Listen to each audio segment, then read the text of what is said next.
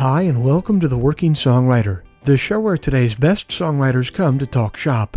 I'm your host, Joe Pug. Each episode here we host a distinguished guest, and we ask them to go deep on their inspiration, on their process, on the general ups and downs of making a life in music. So, whether you're a grizzled veteran who swears that mixes sound just a little bit better when listened to on your first generation iPod, or else a scrappy upstart, extolling the audio quality of your limited edition cassette release, this is your show, because ultimately it is what every writer seeks most, an ironclad excuse to put off actually writing.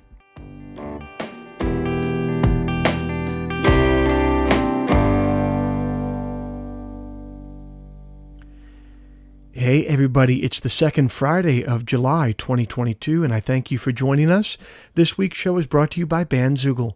Built by musicians and for musicians, Bandzoogle is an all-in-one platform to build a beautiful website for your music. I'm old enough to remember when you had to pay somebody called a web developer to get a website made, and it would always be some guy named Lorenz who drove a Honda Element with a bumper sticker for the supergroup Chickenfoot on it, and who was always trying to sell you psilocybin tea that he had in a Power Rangers thermos. And old Lorenz would charge you about $1,000 for a website that would be obsolete in 6 months. But it's the future now. You guys, that's not how it works anymore. We're allowed to have nice things now. One of those nice things is Bandzoogle.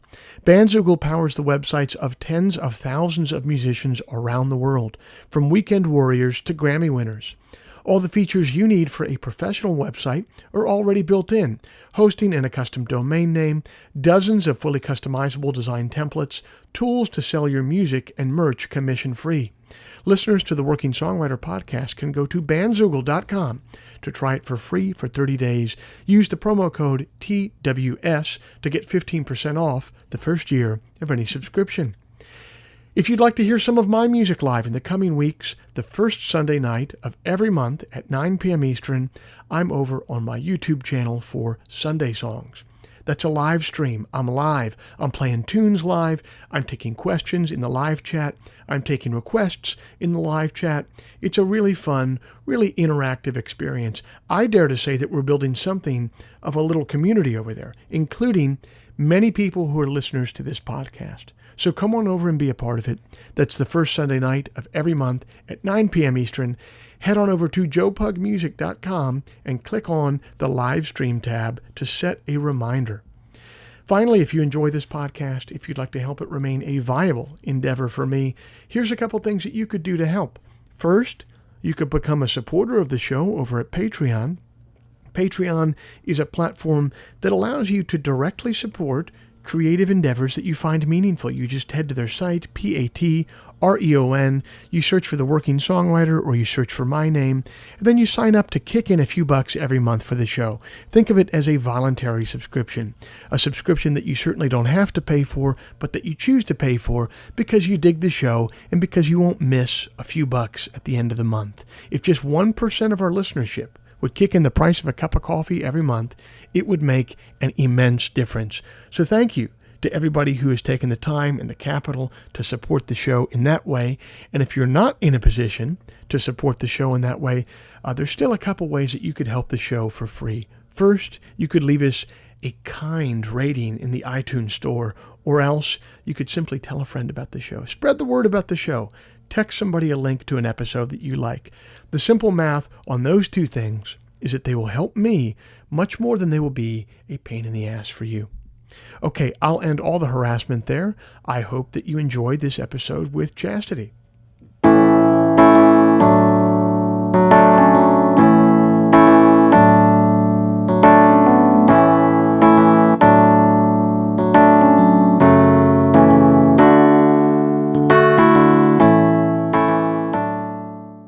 Our guest this week originally hails from Tennessee, but she's made her home for many years in the Twin Cities. Chastity Brown is a singer and songwriter who is equally at home in folk, blues, soul, and even rock music. She records for the legendary folk label Red House Records. She's toured with Michael Kiwanuka, Dar Williams, Leon Russell, and many others. Her songs have been featured in films on the BBC and HBO. NPR has called her a promising new voice. CMT has noted that she's a singer and performer to watch, and the Star Tribune has called her the natural. Chastity is a friend of mine and a friend of the show, and it was nice to welcome her back onto the program to hear what she's been up to since we last talked and about her most recent album. Awesome. Chastity Brown, thanks so much for coming back to the Working Songwriter Podcast. You've been a guest before. You're a friend of the show. You're a friend of mine.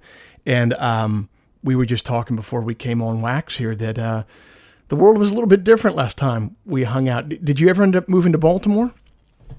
No, like we were there checking it out. I was like, what artists live here, you know? And so I went down and hung out with you a minute, got a feel of the area. Then we went back to Minneapolis, and it was like within a month, everything just shut down. Yeah. And then we were like, okay, I guess we're staying in Minneapolis. Hold on, my dog is like, nope, You're fine. My dog thinks that she can chew every stick, but I think she's had enough. Sorry, Joe. You're Come good. here, honey. Sit. It's all I want to do after I've been on the road for 7 weeks, and like, honey, sit. All I want to do is just hang out in the woods with the dog. But there are compromises for sure. Man, 7-week tour. That's old school. That's really getting after it. Who were you out with, and how was the tour? Well, first of all, the old school bit I don't want to do anymore, and we can talk about that as we get into it, because I know you've done Hard and Heavy. Yeah. I have a value for family time like I've never had before. Really? And so the first part of the tour, I was out with Valerie June. I sent her a note and was just like, I see you're going to be in the Midwest. Can I please open for you so I can remember how to do this? Right. Like literally, like what is it to play song after song in front of a live audience? And that was amazing. Like I've been at festivals with Valerie, but I've never got to be in continual space with her. And I just have so much respect and awe for her place in the world. And like, she's just, yeah, she's like a celestial, like, you know, the body form of a celestial. What was it like to play song after song for people again? Man, I love it. Like, I mean, that was part of, I wrote a lot and I'm really grateful. I know some friends didn't. Mm-hmm. But I really started to develop the muscle to clock in. No. And like be cool with just creating a bass line one day. Or I got a drum set so I can like write to my own drum beats, you know, not to like play on my record, but to just get some juices going. So I have gadgets and gadgets aplenty now in my writing space. That's interesting. Yeah. You would say that. I used to have a hang up that I let go of, and it sounds like you let go of a similar one. The idea that like, well, if I buy a drum set, that means that I'm going to be playing the drums on the record. So I can't buy a drum set because I'm not going to be the drummer on the record. It's like, not so much. And so you were almost using like a drum kit almost as a writing instrument. Completely. Yeah. Completely. I did used to play in the gospel church, so I know a couple beats. Right. Fast or slow versions of those beats. Right. And there's, I don't know, the minimal aspect of it was pretty amazing. And then, because it was the pandemic, like getting lessons from my drummer, who's also an engineer and producer, and he would give me lessons on better audio quality, specifically as it pertained to my vocal. for making the record from my home. Um, but also just like, I don't know, I feel more like a composer, even though I know that I'm a songwriter and lyric and melody are everything. Um, but I also hear so many other ideas, and I explored that on the record. Um, yeah, There's a lot there. One thing I want to dig into is the idea. I don't think every songwriter or singer songwriter needs to have a full fledged, $25,000 studio in their house to write. That being said, I do think it's really important what you were just talking about there. You were working with a friend of yours who's an engineer to be able to capture good vocals at home, should the spirit yeah. move you, because you just sometimes that performance that you do very close to writing the song is going to end up being the Mm, performance. So what did you learn about putting that vocal chain together that's allowed you to have that at home? well, what's interesting is I ended up making this record, co-producing this record with two drummers. And then, like I said, one of them lives in Minneapolis. And um, the time that it takes to, well, first of all, when the mood strikes is everything. When you're actually feeling like your body is capable of doing the thing. But then also, like, I wanted to have space to meander.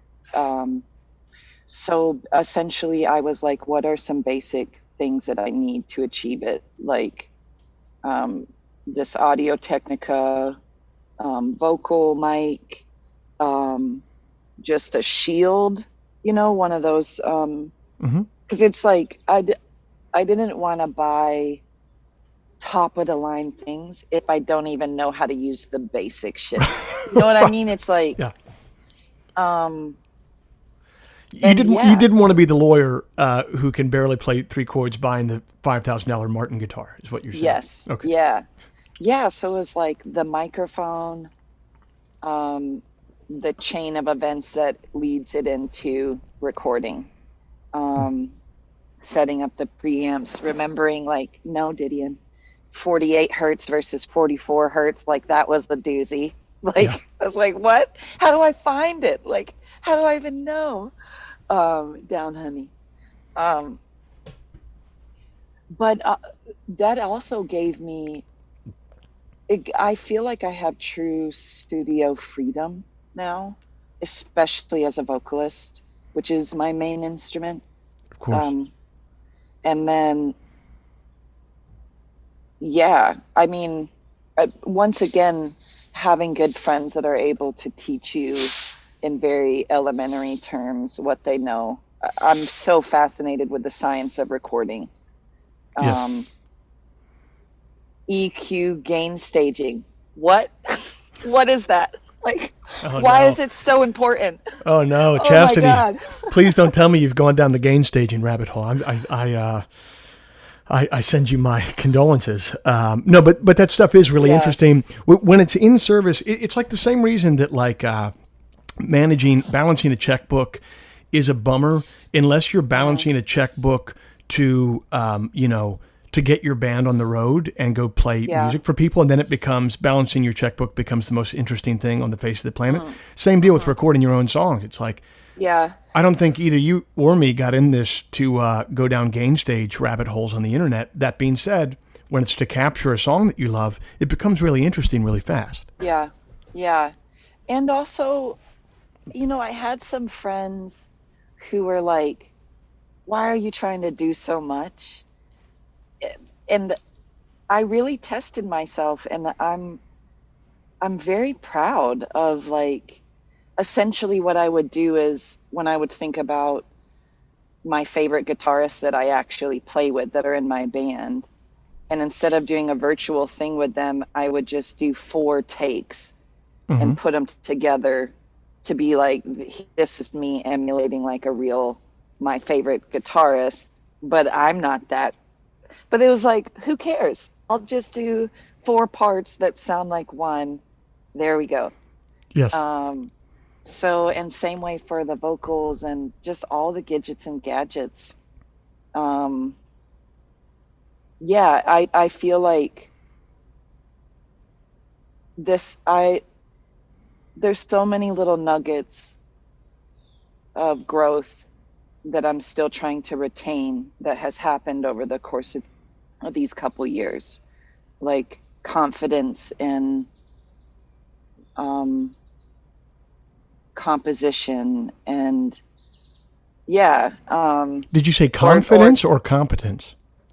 oh, both are applicable. Mm-hmm. I said confidence. So, in Um, what way? So, you say you're trying to maintain a confidence that kind of grew in this in mm, composing over this time. What is hard about maintaining that? Why isn't it something like riding a skateboard well, or a bike, you like where know, once you get it, you just have it? I think all the things pair together. Not so much trying to maintain my confidence, but other things like I've refamiliarized myself with my values and how simple I of a life I want to live. Um, and so it's I feel like my personal life and what I'm creating are always each other's mirror, you Mm. know? And I think that it's the confidence to bring in all the growth into getting back at it again. Um, and I guess I might be like lumping things all in one thing as I'm transitioning to a new topic, which is just like being on the road again and having done 7 weeks. I um I don't want to do that again. I don't want to like it was a really quick reminder like um I thrive in stability. Um Doesn't everybody? what I mean, yeah. you hear Yeah. people like when I became a parent, everyone said, kids really thrive on routine. And then Mm, the more I have kids and the more I think about it, I'm like, you know what? I thrive on routine. Everyone, I don't know what yeah. psychopath does not thrive on routine. Right. Right. And so you like everyone got so excited about booking shows and I am fortunate to work with like a booking agent here in Europe, in Germany, and then all of a sudden it was like, boom, you're out, and good luck trying to find sleep, you know, which is stabilizing. Um, so what I'm trying to do right now, and I've already checked in with everyone I work with, like first of all, I'm not doing that again, but secondly, I my reflection is that I'm tired right now. I'm truly tired, but I love this job. Yeah. I love having the privilege of writing songs and singing them to folks. What an honor. Yeah. What a true honor. And I feel the fervor of wanting to let each audience know, not just thank you, but like, this is a privilege. Like, you know, so yeah, I have lots of reflections, Joe.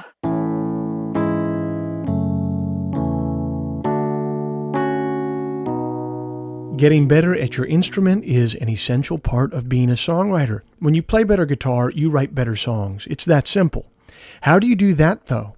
Sure, you could get lessons from the neighbor who majored in blues music composition at Bard College, but that'll cost you an arm and a leg.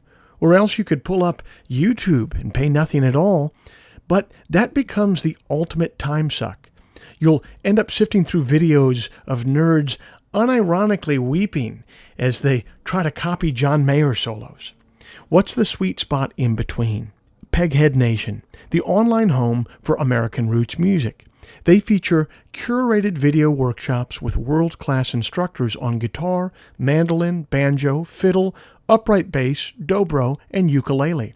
They have levels of instruction that meet the needs of both scrappy upstarts and grizzled veterans. And most importantly, All of it comes in at a low monthly subscription that actual strapped-for-cash songwriters can easily afford. To start taking classes yourself, head on over to pegheadnation.com to check out their 50 available courses.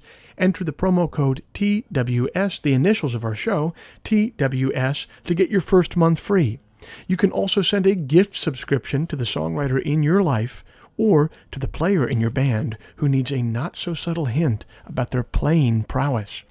Peghead Nation, when you play better guitar, you write better songs. It's that simple.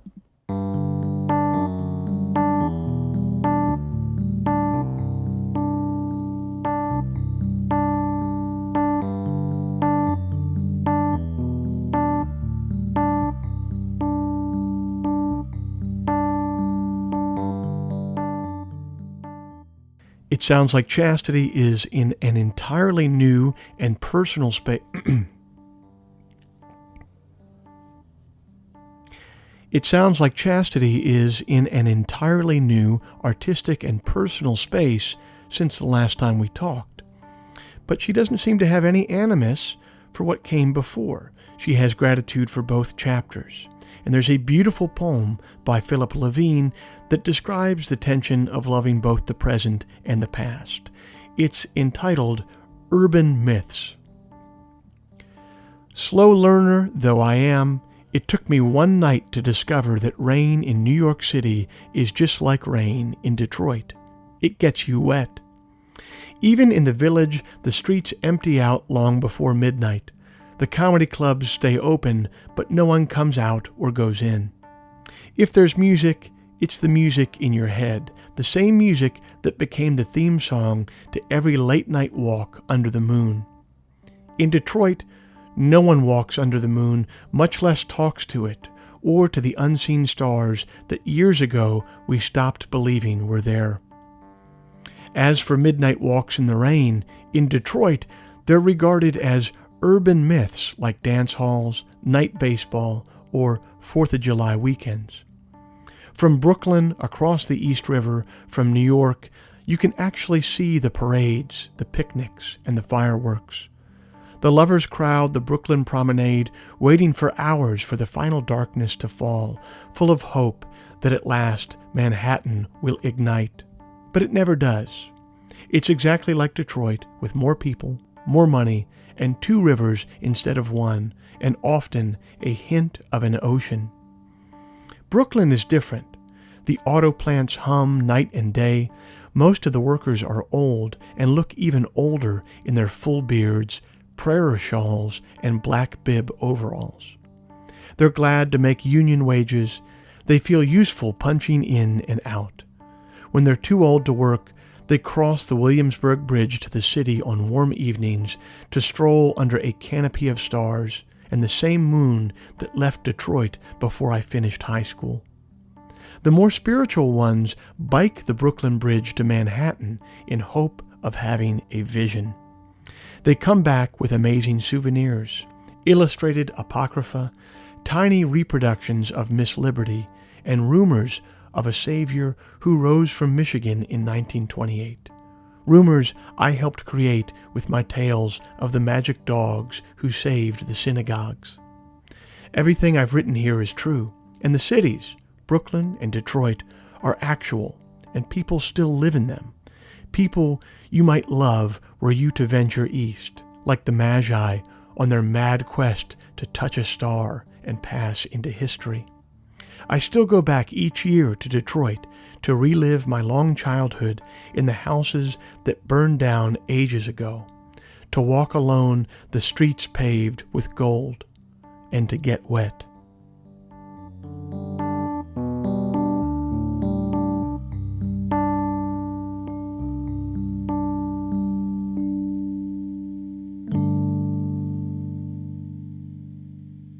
Talk to me more about, I don't want to get thrown off the scent of this because getting ready for today's interview, this is what was most interested by, the level that you did produce this new album with. And you said you felt a new freedom in the studio.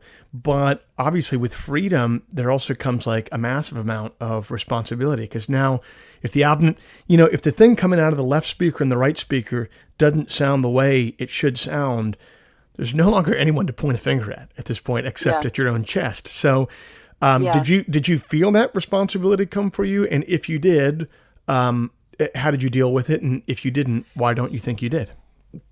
I didn't, for the explicit reason of understanding the role of a mixing engineer, um, who also was co-producing with me.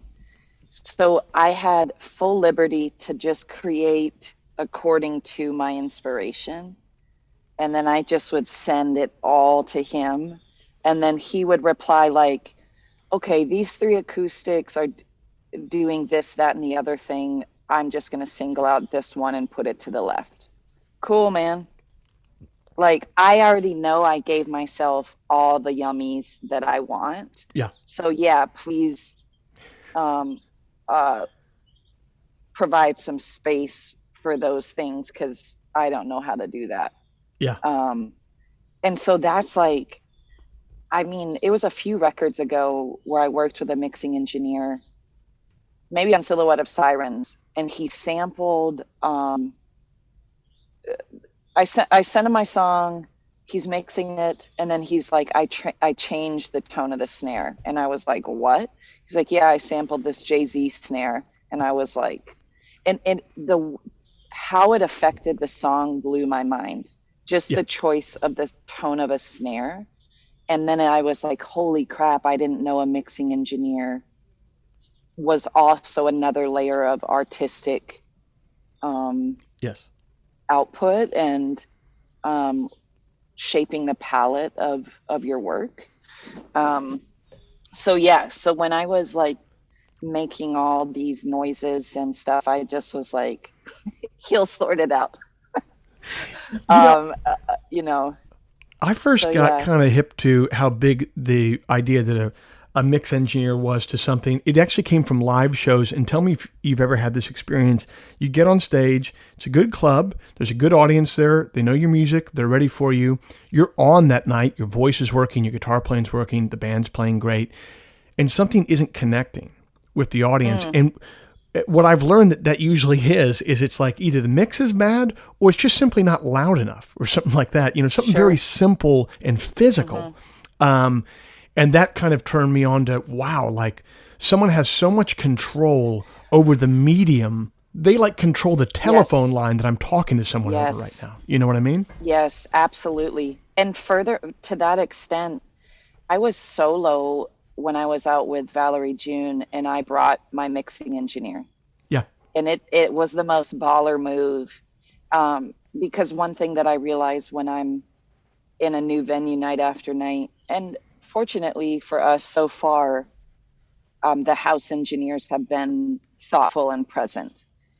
But you don't know, like some venues, even the nicest venues, you begin the set and you're like, Randy, where are you? My vocal's not on. Yeah. And Randy's out having a cigarette while you're beginning your concert. So like you said, the power of a mixing engineer live. And my engineer is amazing. And I just ask her questions constantly, like, especially for times that I don't have her, I'll ask her, what are consistent frequencies in my setup? So as a solo artist, I have 5 inputs. Mm-hmm. I'm using an electric guitar now. The acoustic and I don't hang out anymore at all. Okay. Wow. Okay. I have a harmony pedal, an ambient loop, a keyboard, and like a porch board stomp box. And she makes it sound full and big, but you can hear the clarity of the vocal and the stories. But you can also get into the groove a little bit and the chunky chunk of the electric. I love a good ballad on an electric guitar now in ways that I didn't know existed. Just that fullness that the electric can support as a solo singer. But so I'll ask her questions like, what is happening night after night that you're always EQing that I could keep track of for when I don't have you, Yeah. because she is responsible for my power and for that translation. Yes. Um, yeah. Um, It's funny what those engineers are doing. It's actually no, Diddy. it's they're responsible for a whole area of knowledge that's just straight up like physics and scientific. Like they're Yeah, working with different frequencies, and it reminds me of the difference between cooking and baking. And with cooking, sure. you can be kind of creative and try different things in the recipe. And with baking, if you don't want to end up with a loaf of bread that ends up like a completely Yeah, deflated rock, you better have your yeah. digital scale out, right? And you better have, Oh, sure. you see what I mean? Like, Yep. and that's what these engineers are doing, is they have to be very precise in these Yeah. frequency ranges that they're scooping out or adding more to. And that's something, I don't know if you and me are ever, as songwriters, are ever going to go that deep. So you do need No, people that know no. that. There's like, the people I seek guidance from have 15 years of knowledge on me, and they also have a particular type of analysis the way they function, and I don't. I literally am like, and so, yeah. But um, before the pandemic, one of the things I think that really influenced my idea of composition, well, two things. I got to see Bobby McFerrin live about 5 years ago, um, with the St. Paul Chamber Orchestra, and maybe like 8 vocalists.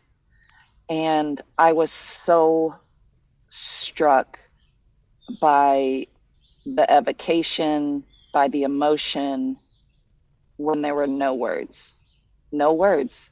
An hour and a half of music, people are singing. Um, and because I obsess over words, I obsess over the possibility that language can express how we feel. Um, so that was one little nugget. And then just before the pandemic, I performed with the Minnesota Orchestra, which is an 80 Wow. piece orchestra. What was that like? I, I describe it, hold on, honey, we'll go soon. I describe it as like, um, in Titanic when Leonardo and Kate are standing at the mast of the ship, and it's like, oh, like you just, you can just imagine, like Yeah. that's what it felt like. It, they were playing my songs, and when we began, it was nothing like leading a band. It was a full-on ship that was moving. In rehearsal, there was something that was off, and I was like, stop, stop. And then the conductor was like, whose name is Osmo. He's Danish, I think. And he was like, you speak to me, I speak to them. And he was Wow. like, if you and I are in rhythm, they will be in rhythm with you.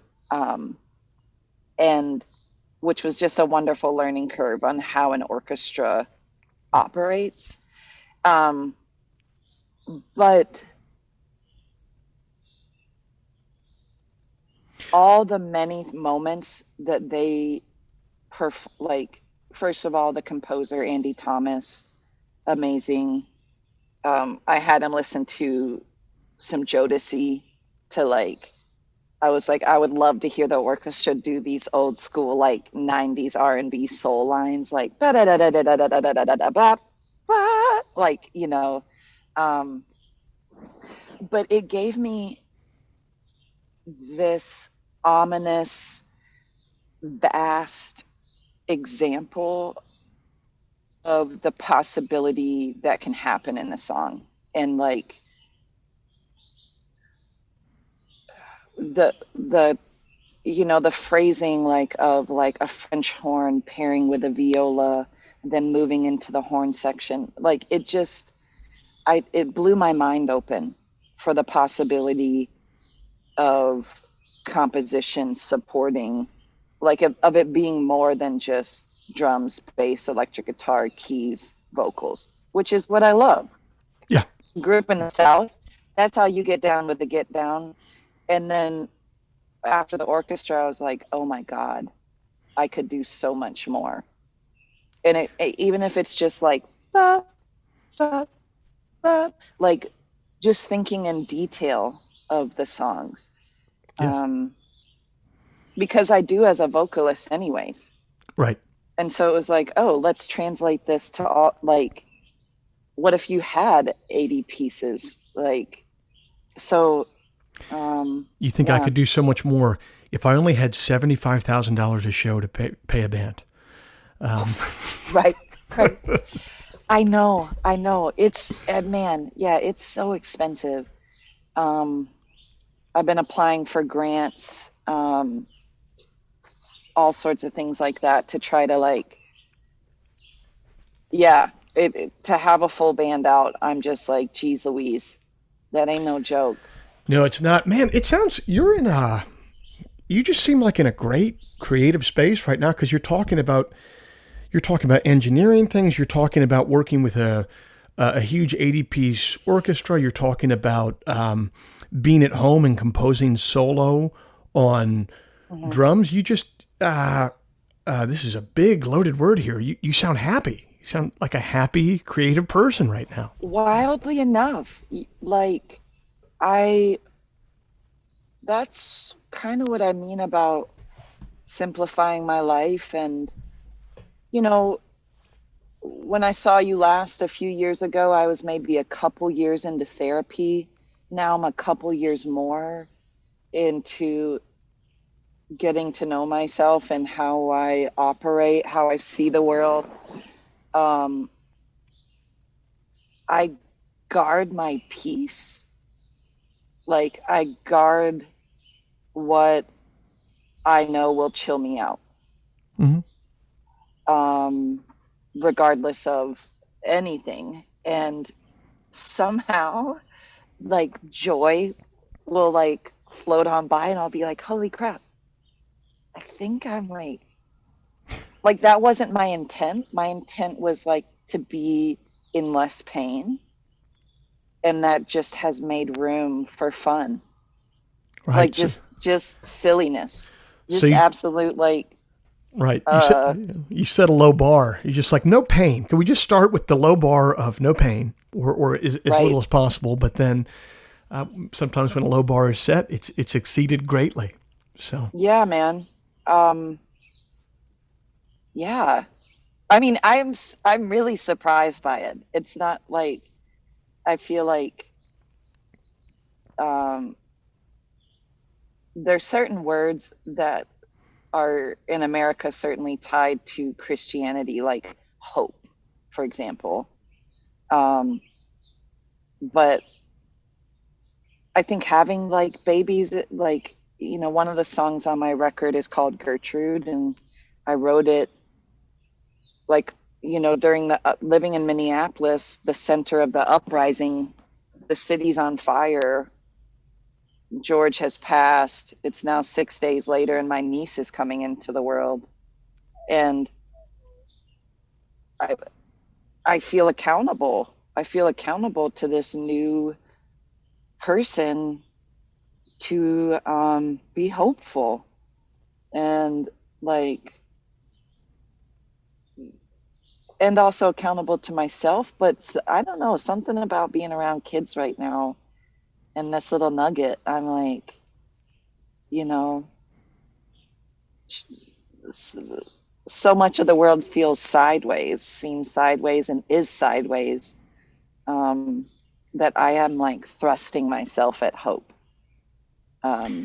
Kids immediately, one thing that they do is they immediately broaden the scope of your timeline and how you consider things. You know what I mean? And maybe that's where some of that hope comes from, as you start to look things from just like, instead of a day to day or week to week or year to year look, maybe you start to look more like decade to decade, you know? Mm-hmm. Mm-hmm.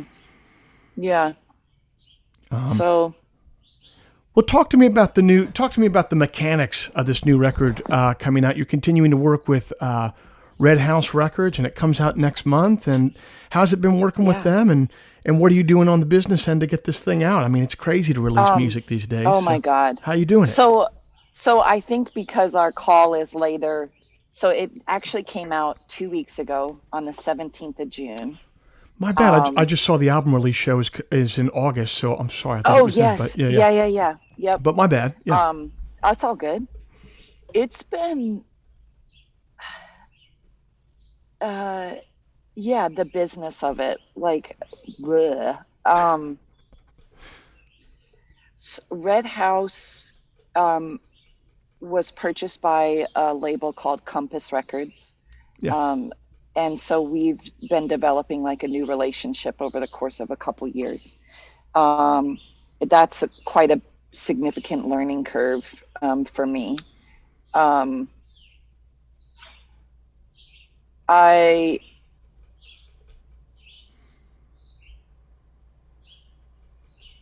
I think it's such a strange thing, the the business side of releasing a record, and it can get. Um, I'm certainly ambitious, like, but at the same time, I also, and I don't mean this in a lackadaisical way, I also don't care because I feel like that can be harmful to set um, all my parameters around my ambition. I don't know if that makes sense, but Well, I think it I would, harkens back to what you just said. It is guarding your peace in that way, and yeah, yeah. like I have never known, for example, I've never known about the Grammy process. I've never known how it happens and so I asked the label, like, how does that happen? They're like, oh, a label just submits. And I was like, that's it. And I was like, well, then let's submit. I've never submitted.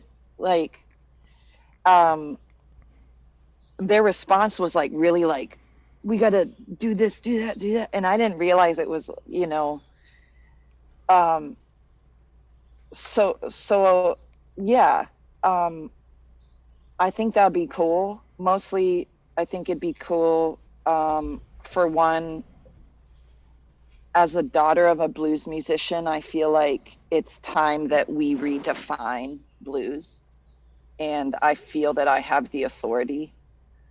And I don't feel that authority is alone in me. Like, I was so inspired by so many of our soulful peers on making this record. Like Leon Bridges, her, Daniel Caesar. Um, but there's something like I want, yeah. So I hope that like that could be recognized uh, within the blues roots as like something new, you know, and like no disrespect to the elders. Like if anything, letting the elders know I've been listening. You want your kids to do new shit. Here's what I've done. Right. You know, I did some new shit, daddy. You know what I'm saying? Yeah. Um, so the business side is interesting because I have that kind of goal. And at the same time, I feel so fortunate for where I am in my career. And I certainly hope that it grows. I hope audiences grow. Um, but I am just working to not be obsessed with that. Um, my I feel that as an artist, like my PR person or entity is such a important role in being the trumpet, and I feel that that has been a bit convoluted and not really clear whose role that has been. Um, but again, I'm just like, so now it feels like we're getting, as far as like me and the label, like we're getting a better understanding of what feels like it would be more effective. And it feels quote unquote late in the game since I already released my record. But then at the same time, I'm just like, let me just let that go. You know, like, Yeah.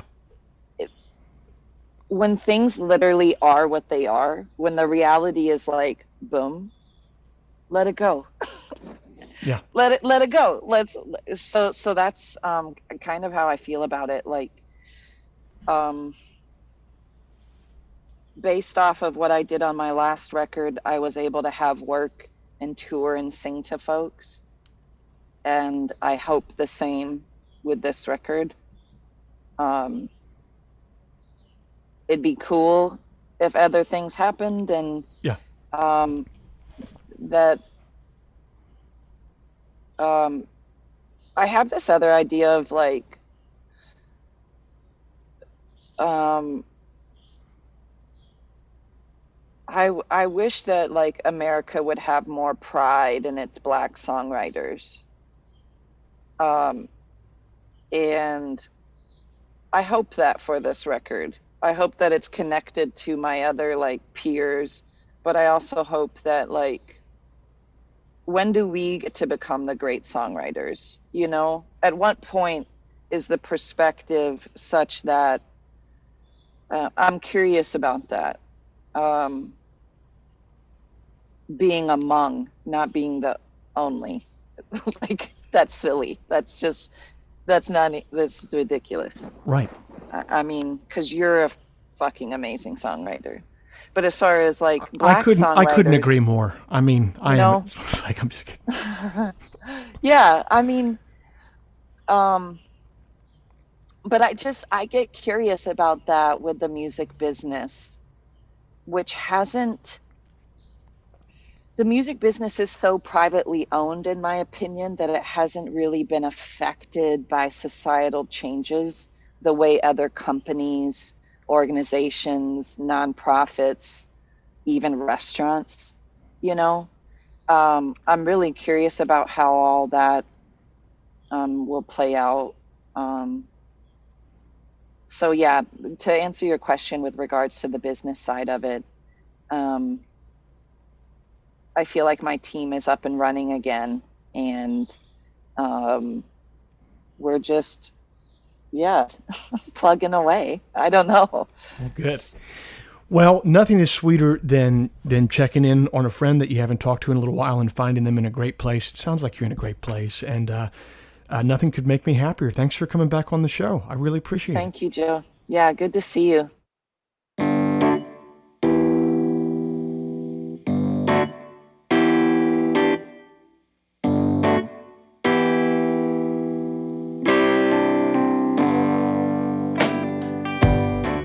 This week's show is brought to you by Bandzoogle. Built by musicians and for musicians, Bandzoogle is an all-in-one platform to build a beautiful website for your music. Use promo code TWS, the initials of our podcast, TWS, to get 15% off the first year of any subscription. Chastity Brown's latest album is entitled Sing to the Walls, available everywhere music is sold or streamed. If before we meet again you sit down to write, please remember, an expensive drug habit is not a song, a compelling Instagram account is not a song, and most importantly, reverb is not a song. So let all that take care of itself, and for you, just keep your eye on the song.